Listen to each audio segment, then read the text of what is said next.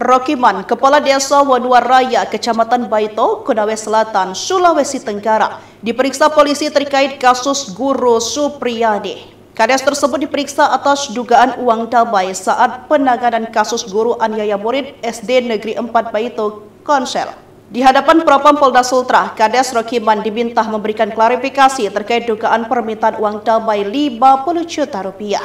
Uang damai 50 juta disebut-sebut atas permintaan Polsek Baito. Pengakuan Rokiman ini saat menjalani pemeriksaan Polda Sulawesi Utara pada Kamis 31 Oktober 2024 kemarin. Adanya permintaan uang damai agar Supriyadi diduga memukuli anak muridnya tidak ditetapkan sebagai tersangka. Tampaknya ia didampingi kuasa hukum menjelaskan soal informasi uang 50 juta di hadapan penyidik Propam yang mengenakan baju putih. Penyidik bertanya soal uang 50 juta di kasus Supriyadi, di mana ada dua video, namun pengakuan yang berbeda. Kades Wanuaraya pun belak-belakan di hadapan Propam terkait dua video karena berbeda pernyataannya. Menurutnya pernyataan yang sesuai fakta yakni saat ia memakai baju putih. Sementara video pernyataan saat ia mengenakan jaket, Rokiman mengaku diintimidasi atau diarahkan Kapolsek Baito. Di situ Kapolsek Baito mengarahkan Kades untuk menyampaikan pernyataan yang tidak sesuai seperti video yang beredar. Ia pun menyebut Kapolsek minta Kades menyampaikan dana 50